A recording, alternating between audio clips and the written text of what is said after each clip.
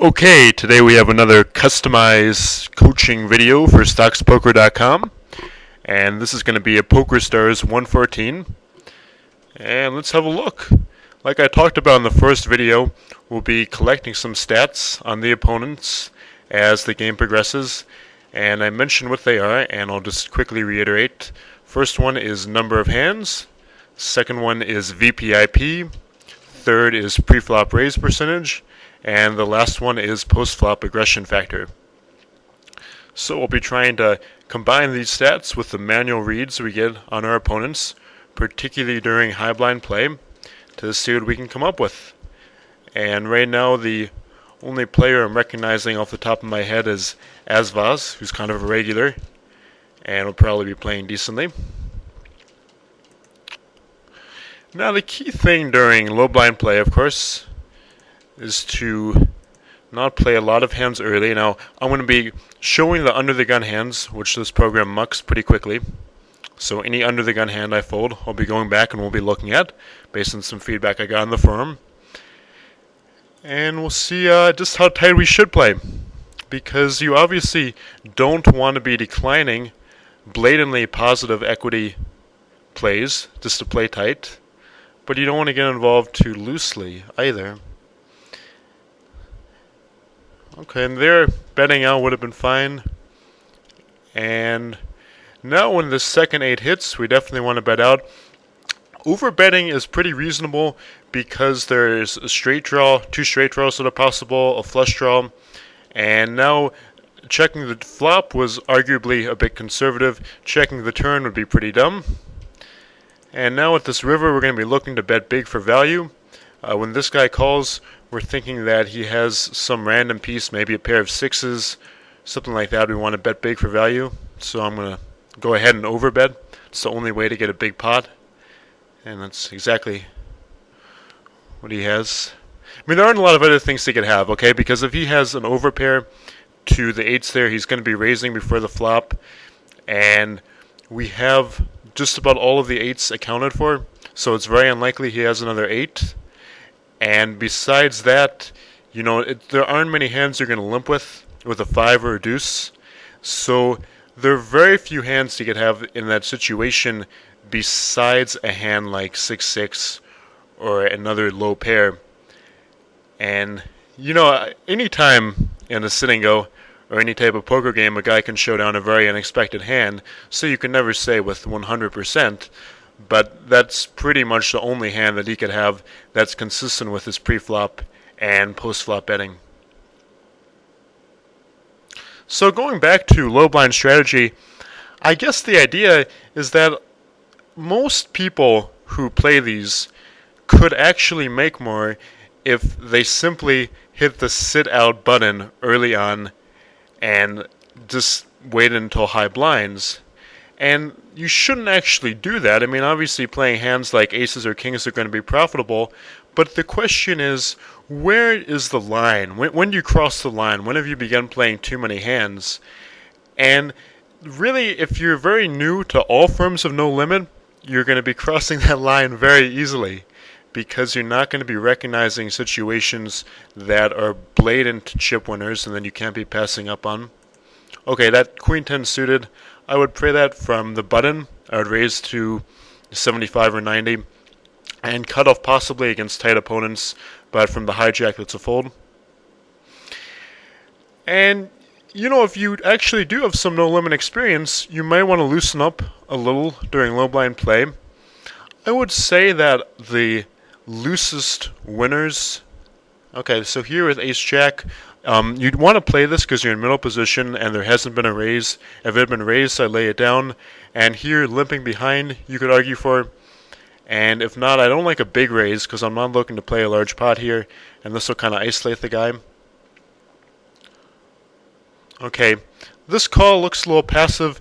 Mainly, though, there aren't many cards that are going to land that outdraw me. I place a pretty low weight on a flush draw, plus we have a club, so mainly we're looking to get value and play a small pot. Okay, I would say here, if another club had fallen, or most cards had fallen, we would definitely want to raise him. But since we also pick up now a good shot straight draw to the nuts, calling is defensible. Throwing in a good size raise would also be a good play there. And now, okay, this is actually a pretty tough decision. He goes all in. He's giving us about 3-2. Now, one thing is that the chips that he's risking, of course, are a lot more valuable than the chips that would take us to call. And there just aren't a lot of hands that he could have here that are consistent with having us beat. Okay, if he had a hand that was really strong, most guys wouldn't be going all in here. And from his early play, it looks like he's playing very loose. He's played 70% of the 10 hands so far. And if this was for our entire tournament equity, we might decline. But I think getting 3-2 and the fact that a lot of the time we're going to be, I'd say over 50% of the time we're going to be ahead here to either a bluff, a weak ace that he's shouldn't be betting for value, something like that. We're going to be ahead enough to make it profitable. And that's a really big mistake on his part to make that raise there, because really we're only going to be calling him with hands that haven't beat. He doesn't want to play that large a pot with a weak ace there. So he could certainly bet for value, but that's too large a value bet. And he's not really bluffing, not really betting for value. But anyway, just to finish our discussion of low blind play, you want to, if you have a good no limit experience, then you can play a lot more hands. But if you're unsure and in doubt, then you should definitely leave the hand. Okay, in this hand, I don't know why Mirza Zaban, he got restolen from the small blind. And that's a pretty weird call with ace-6, so we're going to note that he's very loose and not the type of guy that we want to make a play on based on the idea of fold equity. So in other words, if he raises, we wouldn't be likely to re-raise him and have the steal component be significant. We wouldn't want to be looking to raise his blind with a significant steal component. So when we get involved in a hand with him, we're going to be looking for value. You know, again, King 10, not the strongest hand to be playing from early mid position. Now the blinds are 25-50, and we're already down to 6-handed play. And with a nice little chip stack there, we're going to be looking to expand the hands we play a fair amount. So Tyson Duke is looking very tight, and neither Alpha 7 nor Cebu are particularly loose. So particularly from the button and the cutoff, we're going to be raising a lot of steal hands to 125 or so. And looking to either pick up small pots before the flop or to take them down after the flop with a little continuation bet. Ace 10 would be would be about the minimum I'd open with under the gun in a 6-handed sit and go with these parameters. And when he makes this min raise, we definitely expect to be pretty far behind, but we're getting almost 4-1 on a call. So both for pot odds and image purposes, we have to at least call, but we'd be looking really not to play a real pot unless we flop something like 2 pair of trips. And here, the only way I would continue with that hand would be if he checked at least once or twice. I might take a stab at it, but pretty much we're done. And most logical hands for him there are a high pocket pair or ace king or something. And if he doesn't have one of those hands, he's pretty much an idiot. Here we see that Mirza is high blind limping, so I would make a note, HBL for high blind limper. I'd be tentative at this point, but it's certainly consistent with how loose he's been playing. And with a decent stack and such a raggedy board, in cash you would bluff a lot there, but not with a guy like that, one to our left, and having poor relative position on him. Okay, if Mirza had folded and it had been folded to us, we could have made a slightly plus EV shove. I probably would have actually just completed there because I'm not looking to get involved in very big pots. Pocket sixes on the button. We're going to look to raise. Okay, 275, that's fine. And we probably would have folded to most resteals there because Alpha's stack is enough to cripple us. Not cripple us, but suck to lose to that, and Tyson Duke hasn't voluntarily played a single hand yet. So with the sixes, most raises are fine, and 250, 300. I just don't like the really big pot committing raises, 400, 450. Craig Boone now we would have to mark as a potential HBL, and we want to see what he shows down with if possible. Okay, and this is good. We're hoping that we get to a showdown. Bang, we do, and what does he have? He has pocket eights. Okay, that's a pretty weak limp under the gun. He's correct to play. He should have come in with a raise. And it works out alright for him in the end, but it's not how you want to play pocket eights under the gun. On a full game, during 50-100, with kind of that awkward stack that he had, you consider laying it down. Here, Tyson Duke with his all-in. He's got 1280 in chips. He's playing a very tight game so far. There are only very few hands he could have. Ace-King is very likely. Pocket Queens, Pocket Jacks. Pocket 10s are possible. Kings or Aces, he would have made a smaller raise. Okay, here, this is kind of a situation we can do a few things, but going over the top of him would be absolutely fine, and if it weren't such a deep stack situation for 50-100, if he had started the handoff with maybe 1500 chips, I would have gone over top. But the problem there is I really don't want to play a pot for all my chips. If he calls, we're often going to be dominated with a better ace or racing against an underpair, and instead we're going to play a cheaper pot. And at this point, we have an open-ended straight draw, as well as several overcard outs and backdoor flush that could be good. So this is a little marginal. I guess they're being kind of speculative. If he checks behind and we miss the river, we'll have a tough decision on our hands. So that was arguably a little passively played. But one thing that we did pick up is some information.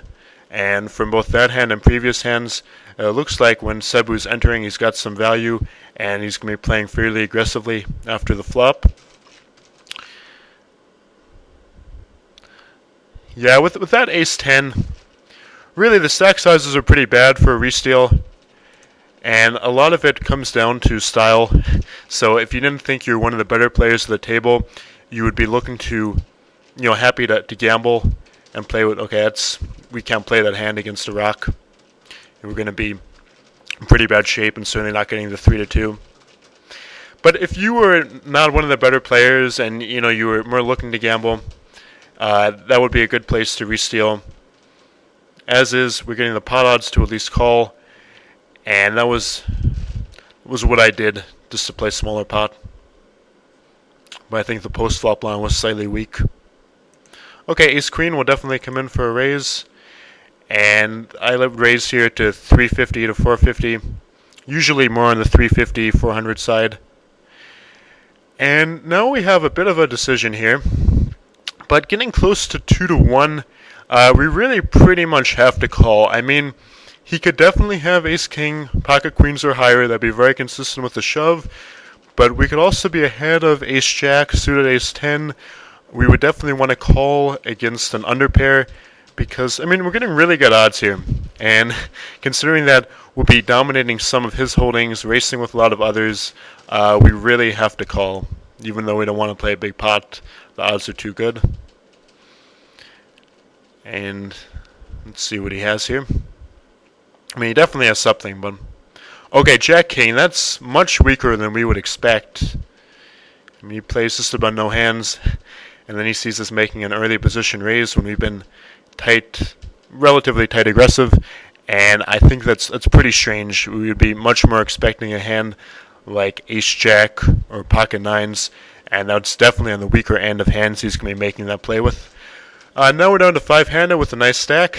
We're looking to play very aggressively, and I'd say ace-8 would be the weakest I would get involved with here from the high card ace hands. King-queen suited, king-jack, a lot of pocket pairs. We're really looking to open up, and we're going to play a hyper-aggressive game because besides Mirza, nobody can really threaten us. Okay, Craig Boone arguably should have pushed with any 2 cards there, because he's got a Pegasus, kind of a tight caller. Since we haven't been, we've been aggressive, but we haven't been particularly loose. So certainly if you had any kind of a face card, or any hand with any type of value, you'd want to shove there. Okay, this is interesting here. Mirza calls.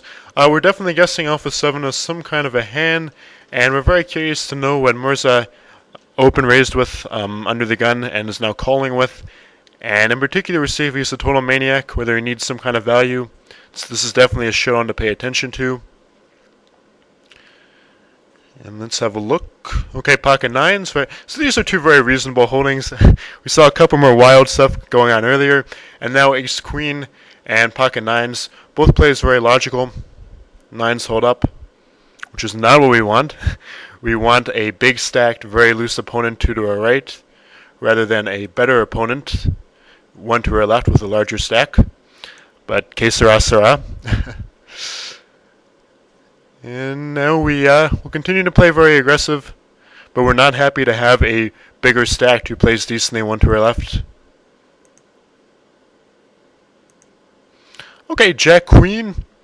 That's I'd probably 10 Queen would be the minimum I consider opening here, and Jack Queen I'll open.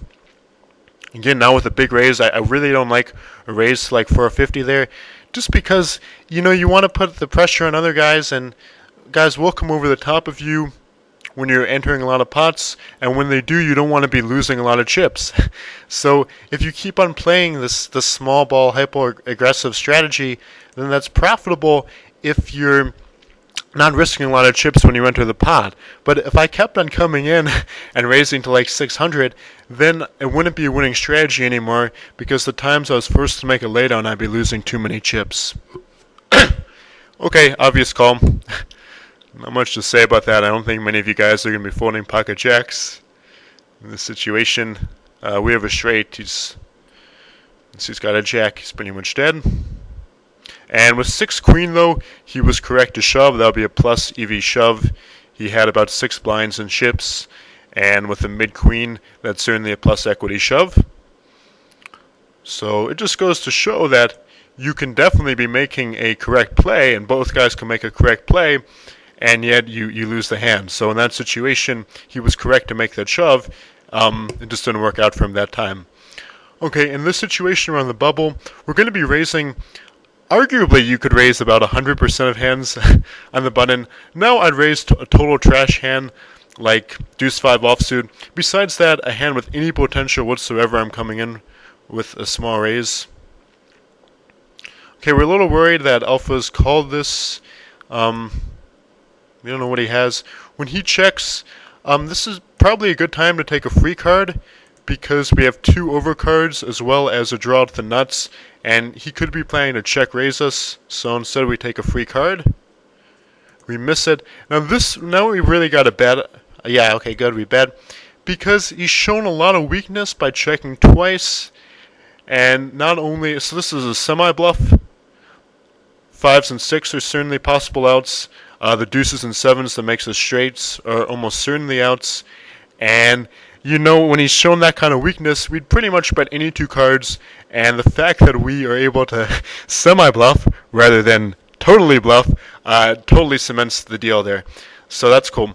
Now again, we're raising from the cutoff. We definitely wouldn't want to raise 100% of hands, but I'm probably raising about top 50 or 60 from the cutoff.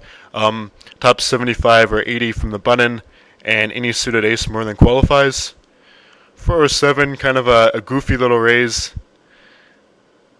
Some guys will get defensive when you min raise them, because it's kind of like an ego thing. It's their blind and you're attacking it, but at the same time, it's with the minimum possible raise. So you sort of give them an excuse to fold, even if you throw on a nominal amount like 07 or 15, because it's less of an ego thing. Okay, this situation, you have to come over top with literally any two cards. So I'm going to 99% sure I re-steal here, and I would do that even with Deuce 7 offsuit, and the reason I do that is because we have 800 chips to win immediately, and meanwhile Mirza is shorter stacked. It's the bubble, so Sabu is going to need a monster hand, or at least a very strong hand to call that re-steal.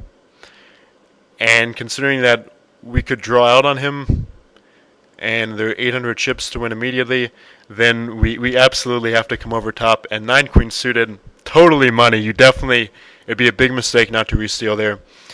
And in this situation now, there are just about no hands I wouldn't at least complete with. It's pretty awkward to raise here because, we're in the small blind. You don't really want to create a big pot out of position. But at the same time, we're getting 3-to-1 odds, and what we're going to be looking to do is limp steal. So I'm going to limp this, and if he checks, I'll bet pretty much any flop. And this is a very scary one, but I think I'm going to come out with a bet. And now I'll shut down unless the 7 hits. See, okay, so now we have showdown value as well. So we won't put a lot more chips into the pot. We'll hope that we can show down with a pair of 5s. There I would have only called a very minimal bet. But getting 3-to-1 when you can apply pressure, I'm really going to complete very wide. Okay, an ace is now more than enough to raise. I'm making more of these goofy raises than I usually do. 450 would be a more common raise, but tiny little raises work too. Depends a lot on the guy. Okay, now I am literally min-raising, I guess to mix things up a little, because these guys can come over the top. They see where I'm raising very widely. And, 9-7 has mid-card, some connectedness, so that's good enough.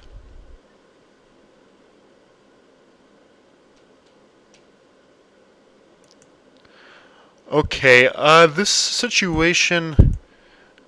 what's Mars' stack? Yeah, the reason we don't come over top, first off of 7, we haven't noticed some high blind limping earlier, so we have to worry about him for starters. And second, it's very unlikely Mars is going to fold, okay, because he's invested 600 chips, he's out of position, so that indicates some strength, even for a very loose opponent like him. And with only 960 left, we'd pretty much only be coming over the top for value, and King Jack isn't strong enough to do that. In addition, we don't really mind if the bubble gets prolonged because we're winning a lot of chips right now. And like I've said before, the bubble is a great time to accumulate chips. Okay, we were very right to be suspicious. He had a monster. I mean, unless he's an idiot, which he might be. Why else is he raising to 3 blinds from the small blind? It's just a very weird move. Okay, now this is a much better time to come over top because, yeah, okay.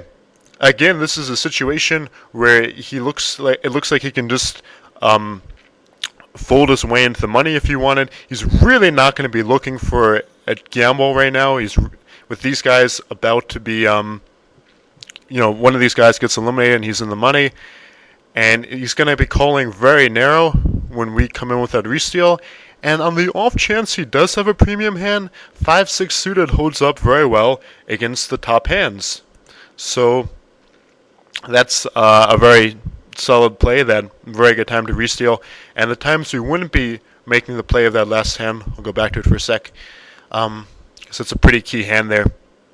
Okay, times that I would not make that play would be if he was a lot shorter stacked. Again, if he had started that hand with 1500, I wouldn't have come over top because then he almost certainly would have had to call.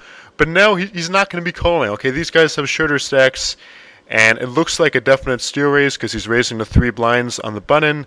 If he folds, you win 900 chips without a fight, or hand holds up great to a premium hand. So in summary, that is a perfect time for a really aggressive re-steal. Now, he comes in with another raise this next hand, and you could argue to go over top of this one as well, because Jack Queen isn't a junk hand. The problem there is he could well make an ego call.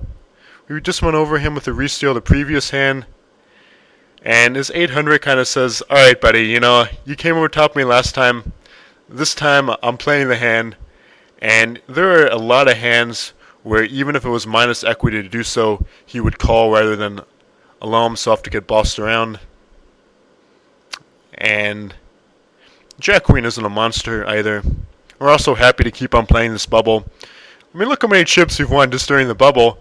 And it's not like we've been getting great cards. We got Pocket Jacks once. Other than that, it's pretty much just the fact that these guys have correctly tightened quite a bit. And we're explaining that. And now that the ante has kicked in, man, we're going to be exploiting that more than ever. Because now there are 100 dead chips on the table in the beginning of each hand.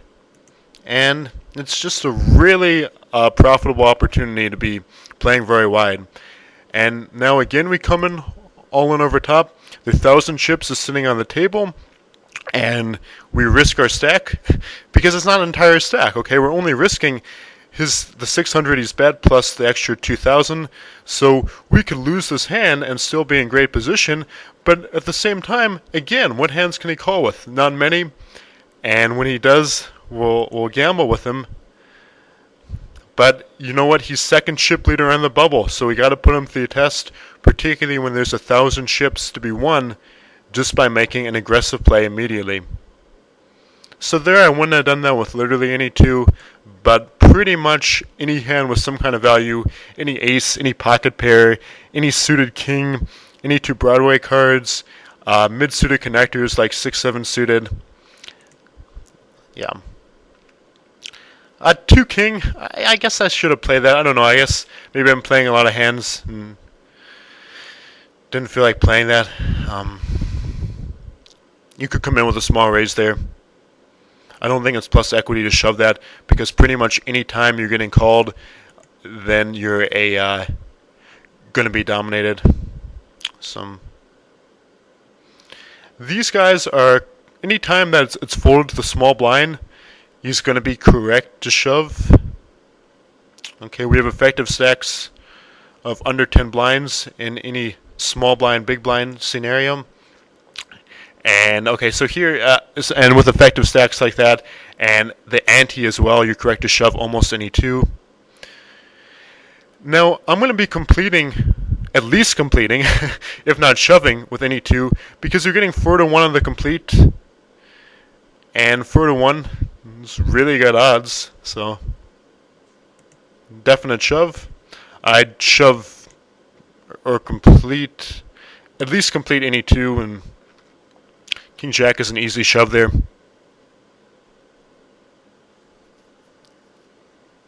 But the funny thing about sit and goes is that pot odds are both underrated and overrated in the sit and go, because on the one hand it's equity rather than chips you're concerned with, but on the other hand pot odds give you a very good story in terms of how many chips you expect to win. So particularly in a situation like for us, when we have a lot of chips and the chips and the equity coincide a bit more, and even just in general, if you're getting fantastic pot odds, then certainly if you know for a fact that you're going to be losing equity on the hand, decline, but good pot odds mean you're going to be having a good chip investment, and so you should at least give it strong consideration. So when you've got 4-1 on a complete, you need a pretty good reason to decline, or at least you should be considering it, is my main point. Okay, there we've got an ace on the button, and ace 3 is about the minimum I'd be shoving there, because when we're called, we're going to be dominated. But with the antes, it's good enough. And I'll fold this. Some guys have the right idea that you need to be hyper aggressive on the bubble. Okay, Cebu should have shoved any two there.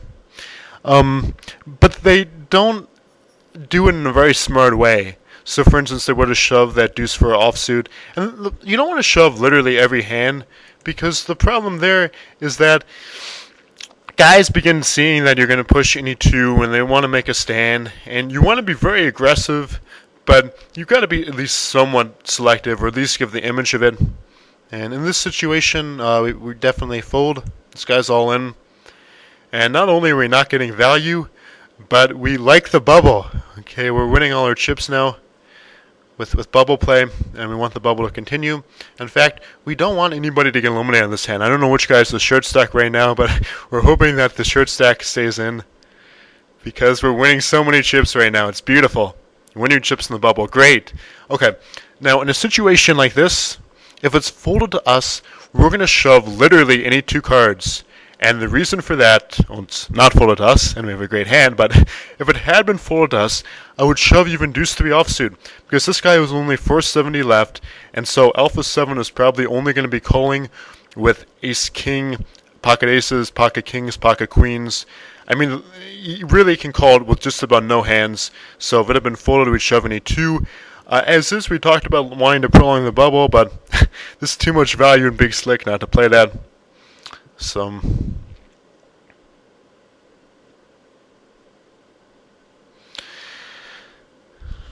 okay, looks like we're pretty strongly ahead. And the bad news is the bubble ends. The good news is we win some chips. And now we're not looking to play quite as loose. 7-10 about the minimum I'd open for here. And if Alpha 7 comes over the top, we'd fold. They both call, a little surprising. If they both checked us, I think this is a pretty good... Okay, if you check here, you've got to bet the turn. If you do bet here, what do we do? Yeah, we bet. And I like the size of this bet, because if neither of these guys has a king, they're probably going to give you credit, figuring that at least somebody has a king, because it's a high card and the 3 guys seeing the flop. And if somebody has a king, they're definitely going to play back against you, so there's no reason to make a big pot size bet, or even a bet of like 1,000, because if they fold to that bet, then they're going to, if they fold to 500, then they're probably going to fold to 900, and it's just a situation where you don't need to bet a lot to find out if a small C bet is going to take the pot.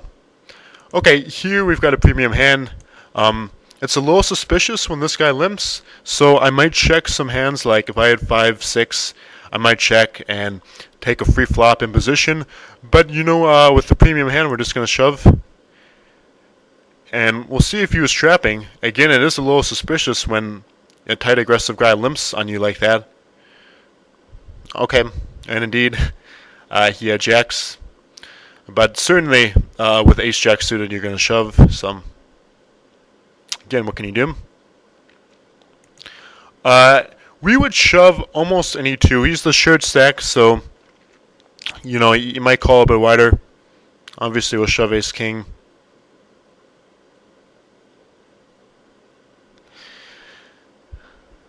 And, of course, he's correct to call with his 4s. He was getting laid good odds.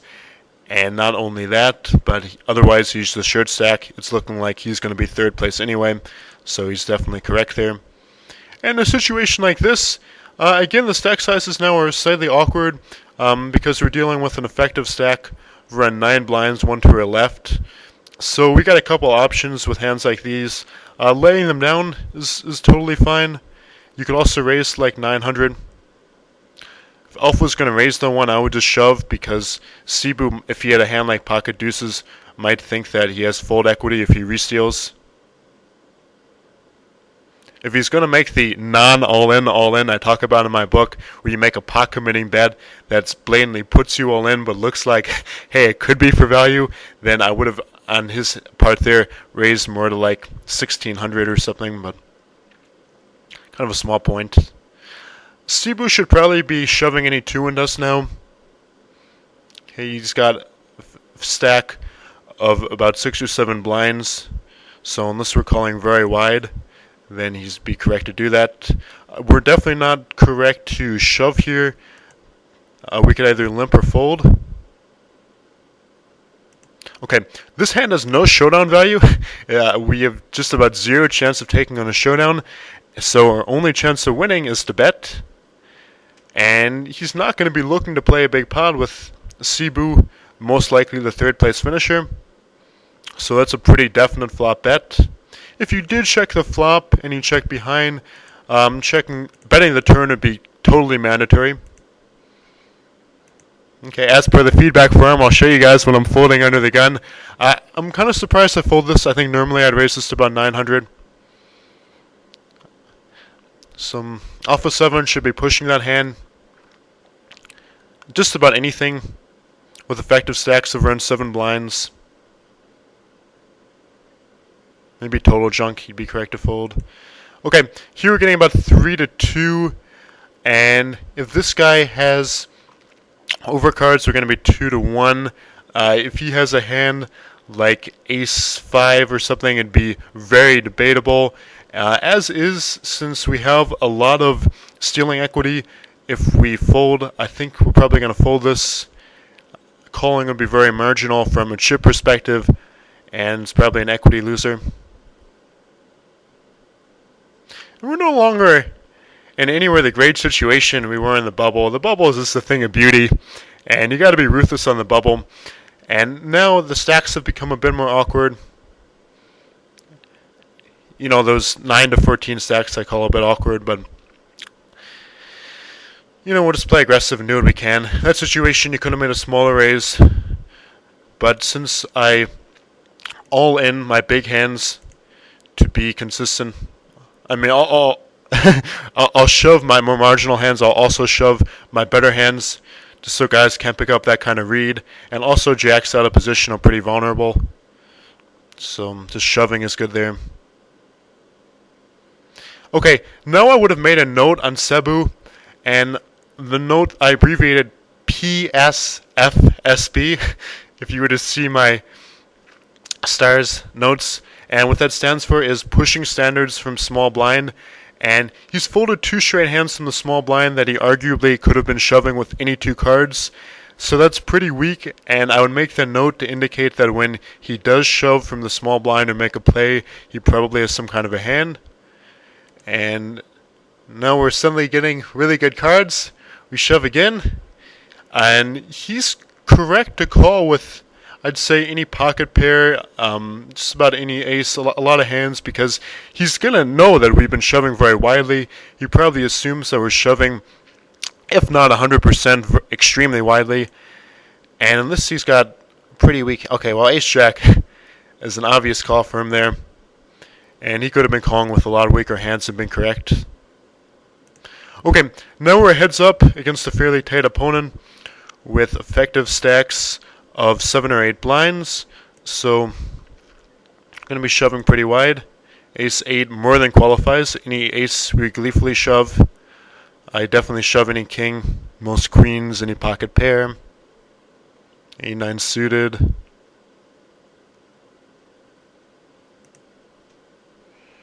Okay, 3 queen. Now, against a really high blind aggressive regular, I might make this call thinking that we've got a suited queen, and if he's shoving with any 2, we're going to be winning chips and therefore equity and heads up with the suited queen. But this guy we know has some pushing standards, and it's pretty marginal because of that. And we're just going to wait and be the guy who makes the raise or call him with a bit more value. But I think we can use our equity in a lot better ways than making an extremely marginal call. Okay, let's see what we fold here. And 3-8, again, I'm shoving a lot of hands. That's a bit too weak, particularly against the guy who I think is pretty exploitable, like Cebu.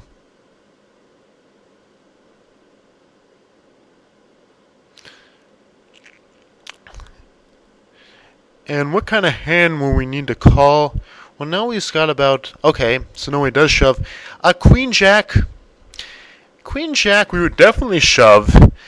And if Cebu hadn't just shoved the last hand, I think I would definitely fold this. As is, it looks like he may have picked up on the fact that he needs to be aggressive a bit more. We're getting laid odds of not quite 3 to 2. This one is pretty iffy. I don't think you could go too wrong here. I'd be pretty curious to see... what a program like Wizard tells us. I think if he's got any kind of an ace, you know, we're not going to be a big underdog to a lot of hands. It's very unlikely that he's got ace queen or ace jack from a hand combinations perspective. So it's going to be tough to go very far astray here. Against a really good player, I would definitely make this call both for value and because you gotta choose a spot somewhere. Here, I think maybe this is a fold. Okay, I call.